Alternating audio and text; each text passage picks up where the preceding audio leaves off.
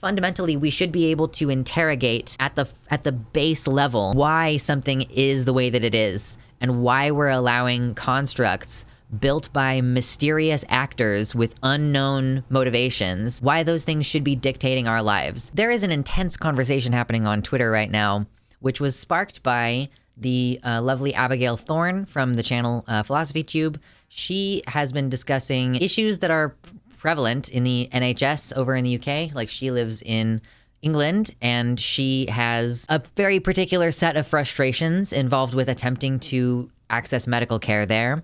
She posted like an hour and a half long video on her channel, which I'm sure has a link that has already popped up over here about it. And if you haven't seen it, it's a really important video that outlines a lot of the issues that are going on in Britain, and like the extremely long wait lists, the fact that people are just like dying of suicide while they wait 5 years for their very first appointment at the gender clinic, and like all the invasive questions that they ask. At the heart of the criticisms that Abigail has, like, she kind of has this section toward the end of her video where she goes into the concept of gender dysphoria and talks about how like it's a separate diagnosis that trans people get, and that we have to get that psychological screening and diagnosis in order to actually access transition-related care in most cases. Like, even if you're going the informed consent route, you still have to get the diagnosis in the first place. Like, I went to an informed consent clinic when gender dysphoria hadn't yet been it was already in the DSM, but hospitals hadn't started using the gender dysphoria diagnosis yet because insurance companies hadn't updated their systems yet. So when I was diagnosed, it was informed consent, but I was diagnosed by a nurse person with gender identity disorder. Like, that was my original diagnosis, was gender identity disorder. And yeah, like, it did not require a huge amount of screening, but I did have to go somewhere and get like a stigmatized pathology attached to my medical file in order to access this care. Abigail has like an actual section of her video where she talks about gender dysphoria. If you had watched that content, you would be familiar with what she's getting at when she posted on Twitter a couple days ago. The BMJ posted, "When it comes to gender dysphoria, there has been little constructive dialogue," writes Cameron Abbasi in this week's Editor's Choice. "Can a better appreciation of the evidence, as well as the limits of medicine, improve debate and practice in this area?" And Abigail comes back and says, she responds, "Probably because gender dysphoria, quote unquote, was made up based on unreliable data by a bunch of cis doctors, multiple of whom have since been disgraced. We shouldn't need some cis person's fantasy diagnosis to transition. The fact that we want to is enough." This is like ultimately what is at the heart of the idea of informed consent. She's criticizing the idea of the construct of gender dysphoria. Like, she's not saying that the feelings of distress are not real. She's just saying, like, we shouldn't need to prove some arbitrary standard of distress in order to get that care, is essentially how I understand this argument. A lot of people have been getting really annoyed about it, and I want to expand just a little bit, because Abigail did a live stream where someone asked her a question about this issue, and so we'll get that. And then we'll see a little bit of the response to this. And I'm going to wait until the end, but I really want to weigh in on what my opinion is on the subject. And, we can kind of discuss a little bit. I don't get how anyone can be so terminally online as to misunderstand her so badly, but not terminally online enough to go actually watch the video. Right. Video essayists, they put hours and hours into their process of writing and research and producing the content, but then they distill that argument down into a pretty easily consumable and pretty hard to misunderstand 280 characters soundbite basically for Twitter, and everyone shits their pants completely. Someone clipped part of a live stream that Abigail did where someone asked a question about this, and so I want to just hear she has a little bit of a clarifying statement on this. Oh my God, by the way, hit like if you haven't already hit like on the video. Please. It's so quick and so easy. Thanks, babe. Enoch Ethereal says, "I feel like you mocked gender dysphoria even though some people really do have it." Actually, my contention is that no one does. My contention is that in fact no one has gender dysphoria because it's a category error. So certainly my intent was not to mock, and I'm certainly I'm going to say I'm sorry if you felt that way. That's not a good apology, is it?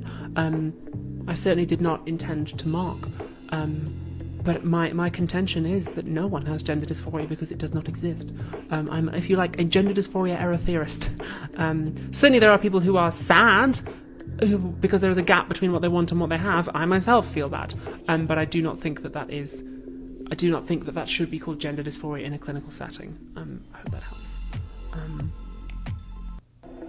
I feel like that was perfectly clear. People are like even more upset about that, apparently. I feel like she's not helping her case in this. I really don't think that people are being charitable to this clip. I just want to acknowledge before we move on that the Natalie Wynn's response to this was to say gender dysphoria is real, smiley face.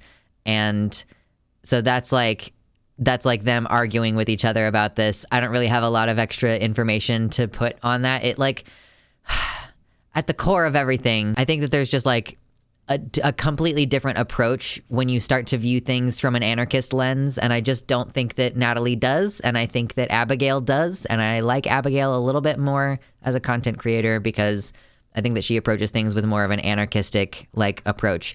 So here's why I think that what she's saying makes perfect sense. I think what Abigail is saying makes perfect sense. I think that people really get their feelings involved on this subject in general. And I understand because like we hinge a lot of our acceptance on this medicalized thing. Like, so, and people really are deeply invested in the idea that gender dysphoria is the validating framework for trans people. That's what the whole concept of transmedicalism is. I just think that if you aren't a transmedicalist, then like the natural progression of thought on this is going to naturally lead you to the idea that gender dysphoria as a diagnosis is unnecessary and potentially harmful. That's my thesis, okay? So stick with me on this, okay? We have basically determined as a community, there are still outliers, again, in the transmedicalist or true scum community, but there is a general consensus that you don't need to have distress about your gender dysphoria. That's like the clinical term for distress, like clinical life-altering distress, basically. That's how we categorize sort of like disorders. Oh, this was her post-mortem stream a couple weeks after the NHS video went up. It's very clear that we don't think that we need gender dysphoria because we have these concepts of euphoria, where it's like, okay, you can just want to be another gender and you can find joy in it. And maybe if you pursue that joy, you might even come to understand that the sort of despondent, dissociated, like lack of a strong opinion that you had about your life before was perhaps a type of dysphoria or incongruence or whatever you want to say.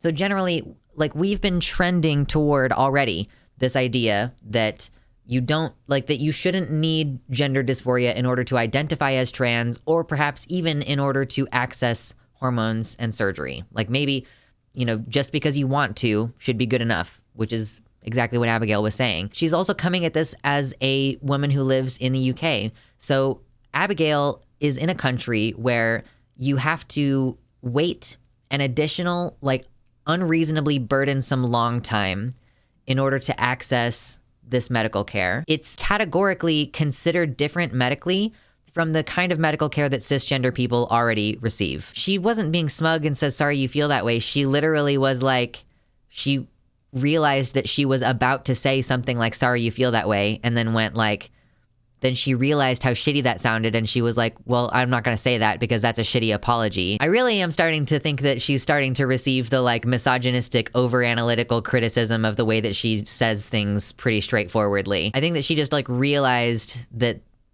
she was saying something that wasn't going to sound right and she kind of went like, well, that's not really a good apology, is it? Like that's what she said. Like she was like, that's not a good apology. And then she clarified her intentions. So she didn't end up really apologizing. And I don't really think that she had much to apologize for because I think that what people are taking really personally in this situation, and I'm not saying that anyone in chat is doing this necessarily, but I think that the overreaction to this in general is because people are thinking that she's saying that trans people don't experience distress over the dissonance between their gender internally and their gender experience outside their body and like their sex characteristics. A lot of people are having that kind of reaction. So the question in this instance, the question that the person asked her was, you were coming across as mocking, basically. They were telling her that she was coming across as mocking of gender dysphoric people. And she was like, I was not intending to mock. And frankly, if it were me getting that accusation in this instance, I would probably not respond as nicely as she did to the idea that like me making a statement about the existence of a gatekeeping diagnosis. I would probably not respond in a super kind manner to that, because I would be like, you're being deliberately uncharitable and you might not be smart enough to be in my chat. Like, I would be significantly less nice to people about that. I do think it's an interesting argument. I kind of got off away from this a second ago. I think it's an interesting argument to entertain, the idea that gender dysphoria is something that clinically we could consider as existing, but that cisgender people could be diagnosed with as well. Because one of the main contentions that Abigail has is that you can't access the same medical care without getting this additional psychological screening and this other diagnosis. Like a cisgender woman, if she has like PCOS, which is a slight hormonal like problem, basically. They generally have a little bit more testosterone than other cisgender females. And they might start to grow like a mustache. So if she goes to her regular doctor and says, Doc, I'm a cisgender woman and I'm growing a mustache and that makes me feel bad, then the doctor can prescribe her a testosterone blocker. And she might even be able to get her health insurance to cover laser hair removal, because the gender affirming care that cisgender people seek is considered normal and not a type of sickness or pathology. But a transgender person who wants the exact same care for the exact same reasons has to get additional psychological screening to determine that they actually are experiencing a clinical level of distress and that they deserve this care. Yes, I think that cisgender people also experience the same feelings when men are experiencing like an emotional reaction to not being strong and muscular enough, or like, I don't know, going bald or something like that. Like, these are gender affirming, like when you get care for those things, that's gender affirming care. The thing is that they don't have to go through additional psychological screening. Like, if you want that cis people should also get a diagnosis of gender dysphoria, what you're advocating for is more barriers for everyone.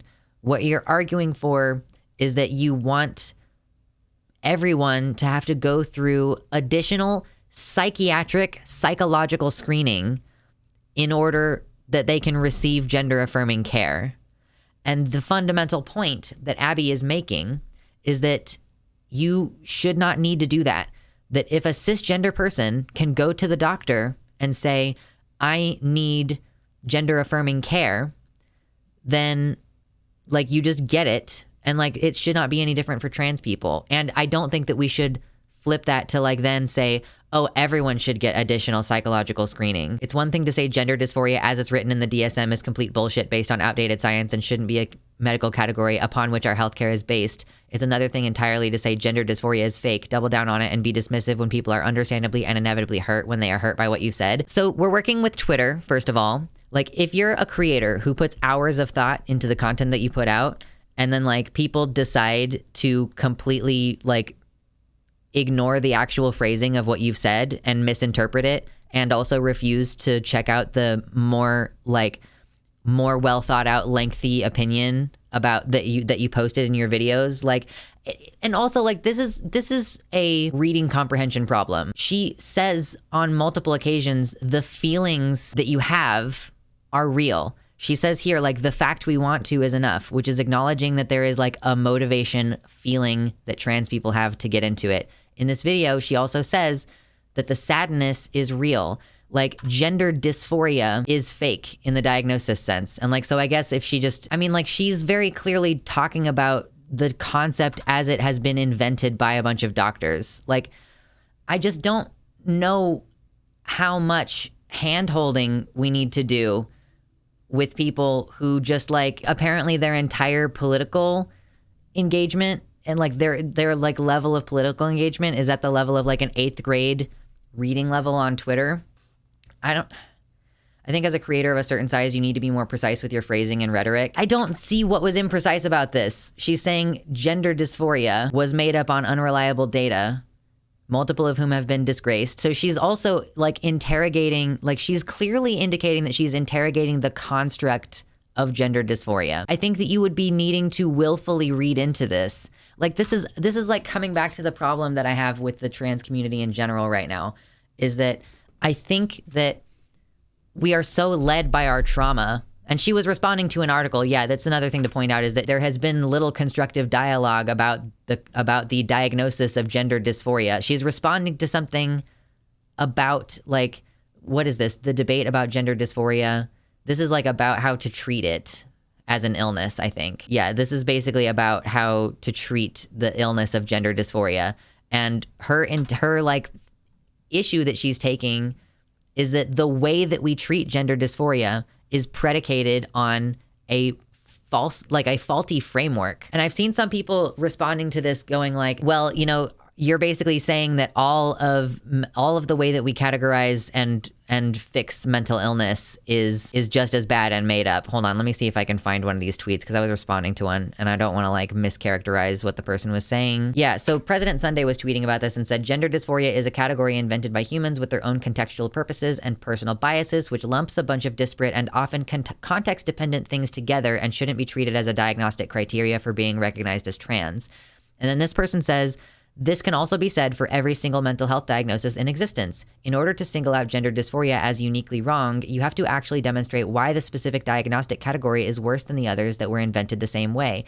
And like the thing that I don't think people understand is that this criticism is also true of the entire way that we diagnose and treat every psychological illness. And like, listen, this is coming from someone who spent 7 years having a bunch of drugs thrown at them, like a bunch of like pharmaceutical drugs that made my life actively worse because I was misdiagnosed for like mental health. So the entire concept of diagnosing mental health conditions is like, people think, oh yeah, you're an expert when you're a psychiatrist. Like, well, if you're an expert in a flawed model and you're entrenched in the idea of that model more so than you're interested in serving the needs of the people who you're actually treating. So it's exactly the same issue, just with different groups of people. Like trans people are saying that like this medicalization of our lives and this like format of pathologizing our existence and diagnosing us and like having to go to cisgender gatekeepers,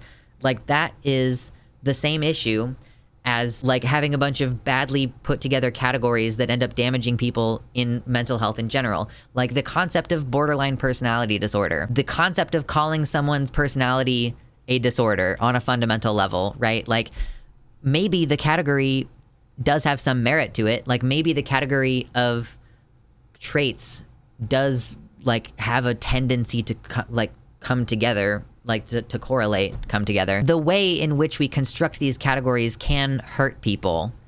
And so like I do also genuinely think that we should be willing to interrogate like who decided to cluster these symptoms together. Like there's such a massive amount of overlap in the symptoms with a lot of mental health issues that's why I ended up having a bunch of harmful medications thrown at me for 7 years, because I was understood to have depression and anxiety, and we were trying to treat those things. And like my doctor just didn't look further into the idea that I probably had PTSD instead. I agree with what Abigail said 100%. I don't think people are being uncharitable to her in the slightest, though. I feel like people are being uncharitable to those who reasonably bristled at the notion that that what they were feeling was fake, which isn't what Abigail said. I fully understand that, but it is extremely easy to misread it as it was worded. I guess because I had the context of like I knew, because I've seen her previous content about it, I just don't really feel very positively about the people who are like misinterpreting this, because like I think it is very easy to understand the point that she's trying to make. This is just like an issue of literacy. If other people think it's very easy to misread this, and I think it seems pretty fucking impossible to misread this, like I don't know how to bridge that gap. But ultimately, like, yeah, the feelings associated with gender dysphoria obviously exist, but it's also like, who made up the diagnosis of gender dysphoria and why? Like, that's the part where I don't really respect people who misunderstand this, because the entire point of this tweet is that she's interrogating the concept of gender dysphoria. Like, who who made this up? Who made up this concept of gender dysphoria? Like, obviously people experienced the sad feelings and they went to a doctor and said, I feel these sad feelings. And then the doctors took all that info and like then decided to consolidate it into a definition that is only being applied to transgender people as a way of gatekeeping us from accessing medical care. Like, the whole point of the tweet is interrogating where things... This is what I mean about hostility toward anarchistic thinking. I recently was asking y'all what you wanted to see on the channel more, and several people said that they wanted to talk about anarchy more. Like, this is fundamentally... This is just exactly the same as people who criticize the concept of school being, like, attacked like en masse by a bunch of so-called leftists. It's exactly the fucking same, because when you start to interrogate systems that people think are good, like, oh, public schools produce a certain amount of literacy in a society, and oh, are you against literacy now? You're against the idea of people reading books? Like, no. Maybe if you fucking listened, like, the interrogation is of what the system is built and designed to do, and as it currently exists, it's serving a function that is antithetical to the well-being of society.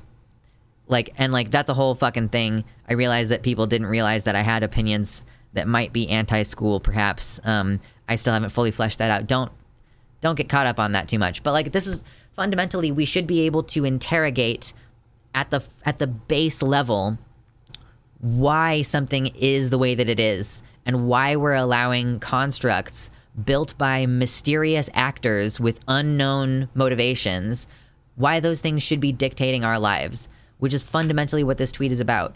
It's literally just saying, like, this diagnosis, which the current application of the phrase is gender dysphoria. If it were 10 years ago, she would have put gender identity disorder in this quotation block right here, made up by cis doctors. Like, we're interrogating the concept of where it came from. And this is just why I find this kind of conversation so frustrating, as people go like, oh, well, it's so easy to misinterpret what she said. Like, yeah, if you're like deliberately like being reactionary against the criticism of like where an idea comes from. I don't know. I just get really annoyed about it, and I just like have less and less ability to empathize with people who have a hard time grasping these things, because it's so fucking obvious to me.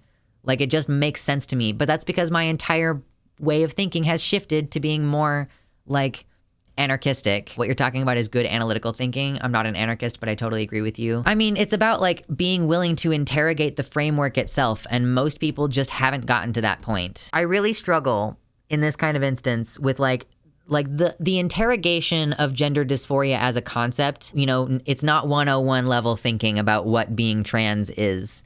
And I find it kind of frustrating that, like, because people are going to misinterpret my ideas, like, I am not allowed to discuss my ideas, like, in a way that is succinct and fits into a tweet. I could use bigger words to illustrate an idea and be able to fit that into a tweet, but then people are going to accuse me of using jargon. Oh, well, your tweet was so easy to misunderstand because you used a bunch of jargon. It's like, I resent the idea that I have to constantly dumb down my ideas for a vanilla audience who are just not going to make any not going to make any attempts to understand me. Like, that's, and like the fact that people got like mad, and I'm not saying that anybody in this chat has done that, but like the fact that people's reaction to this is like to fucking get pissed off and start calling Abigail a man and like aggressively misgendering her. Did that open? Yeah. Like people saying like, I don't even care at this point. If he's going to say my disorder isn't real, I'm not going to act like his gender identity is real either. He doesn't experience dysphoria because he's a cis man who transitioned for fun, so he doesn't think anyone else does either. Like, and again, nobody here is doing this, but like the fact that folks have this like knee-jerk reaction, I find really frustrating. Like, you could just take a minute to think about it a little bit, really read the actual words that she said, because the actual words that she said were an interrogation of the origin of the phrase gender dysphoria, or like the concept of gender dysphoria. Again, is it surprising that a group of people that are extremely prone to abuse have a knee-jerk reaction to gender dysphoria is fake? Why do you have that reaction in the first place? Like, Who taught you that your gender dysphoria was essential to your trans existence? Like, who taught you that? It's the fact that you needed the diagnosis in order to get your medicine. You would not have that feeling about the concept of gender dysphoria if someone had not brainwashed you into thinking that gender dysphoria as a concept were important and integral to your being. You feel personally attacked, not you, people in general about this, like not you, Baphomet. Like, people feel personally attacked by this because they've allowed the cisgender created construct of gender dysphoria to become a dictating factor in how they understand their trans identities. Is exploring that feeling really best done in a callous and careless way like that? Or is that something to slowly open up to someone to let them see at their own pace? Like, are you referring to like the sort of brusque and matter-of-fact way that Abigail presented this concept? Like that she didn't like soften it, and she didn't go like, obviously the feelings that we have are valid. Like, she is a trans woman who is pissed off about the fact that she had to go like explain to a doctor how she masturbates in order to get her medicine. The solution to a medical system that dismisses people for not being valid enough in their feelings isn't telling people who've been traumatized by that system essentially something that could easily be misinterpreted as more dismissiveness, right? I don't think that it could be easily interpreted as dismissiveness, because she wasn't attacking trans people's feelings. Like, again, I think that this is a reading comprehension problem. And like, I don't necessarily blame people for having a difficult time with the reading comprehension. I understand that we are all brain damaged from COVID at this point to some extent. It just feels like the same shit of having like the way that you phrase things constantly policed because like, oh, you could have phrased it better. Like, yeah, everybody could have phrased everything better, I'm sure. But you could also like make a fucking effort to like understand. Again, I'm just saying the general you. Like, communication is a two-way street. So you can say, well, she should have said it better. But I could also say, maybe take longer to like understand what's being said instead of insisting that everybody like add a bunch of explanatory extraneous commentary because you couldn't like see the bare words as they presented themselves. Cis doctors came up with the concept of gender dysphoria. That's the subject of the sentence. Like, that's the subject of the tweet, is that this is a cisgender invention. This comment has nothing to do with trans people and their existence and the facts of how we feel or anything. I'm not saying that it's not on the speaker to make their point well. I'm saying that communication is a two-way street, and that like, I, as an autistic person, resent the idea that I just didn't communicate correctly, and that it's not equally someone else's responsibility to make an attempt to understand what I fucking meant, instead of just insisting that I just should have said something better. Like, I don't have sympathy for the position anymore that it's like that the primary onus is on someone to communicate differently. Because communication also involves listening. Like, we're both communicating. When I'm speaking and you're listening, we're both doing communication. And if you fail your end of communication in the sense that you're trying to listen for the purpose of understanding, people are not listening for the purpose of understanding. I feel like if we've seen repeatedly that video essayists have very well articulated points in their videos that then get misinterpreted on Twitter, and that this keeps happening, at a certain point, I also think that the responsibility shifts onto the audience to fucking level up their IQ. Like, be smarter or stop engaging with the material. I think it's fine to point out there was a miscommunication here, but if there was a miscommunication, then isn't it a bit odd that Abigail followed up by saying essentially the uncharitable interpretation of what she said verbatim? Like, she straight up said gender dysphoria is fake. Even if she doesn't think what we collectively understand as gender dysphoria isn't a real thing and understands people can feel bad about their gender, she still opened with a loaded statement. I am tired of the hyper criticism toward trans women and women in general. I think that she has every right to be dismissive of the concept of gender dysphoria. I think that, again, this is a situation where they're interpreting, like, people are interpreting the way that she responded as her being like dismissive of the feelings of gender dysphoria. And she literally said in the thing, she said that the sadness related to like how you have something different, like how you want something different than what you have. She validated that feeling. She said she even has that feeling. Like, I think that it's okay to be dismissive of a concept that you think is stupid and harmful, which is what she is. Like, people are expecting her as a philosopher to coddle people's feelings when she says that people are making a category error. She said gender dysphoria doesn't exist because I think it's a category error. The fact that she's a philosopher is really important here, TBH. She's clearly used to a type of reasoning and discourse that Twitter reactionary mobs just aren't, and that's not her fault. It's to her merit. Yeah, I mean, I just don't think that she's good at, or not that she's not good at. I don't think that she is practiced at emotionally coddling and softening her arguments for the purpose of like making people not get their feelings hurt. I don't know. Like, she's just like, this is a category error.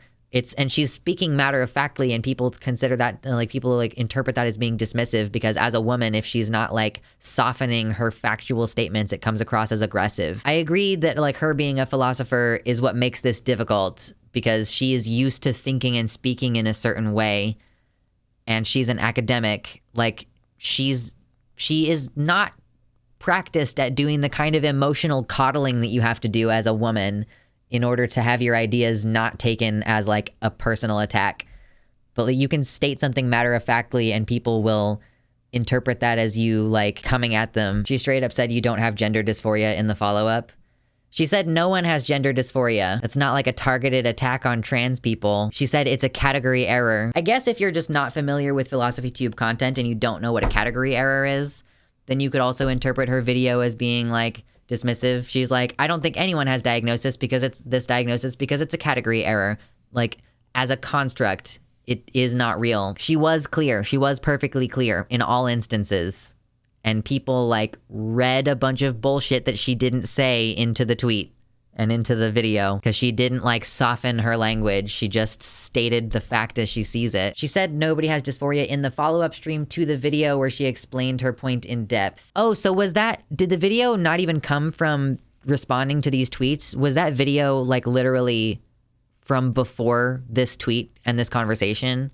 So it wasn't like she was clarifying in this video. Okay, so that recontextualizes the video quite a bit. Yeah, Baphomet, this got clipped and put out as a follow-up to the tweet, but that was by someone else. Like, someone else clipped this from a live stream that happened like very shortly after the NHS video came out, which was months ago now, where people were saying like, in your video, you said that it seemed like you were, mocking. Like, I'm just asking for a crumb of charitability to the people who are upset by this. I'm out of charitability. I think is part of what's happened. Like, I just don't have any grace left to give people on Twitter. It's clip chimping to disingenuously slam her. Right. Like, that makes me, and just like, I've like really lost respect for a lot of people in these conversations. The clip was originally shared by someone calling her AGP. Yeah.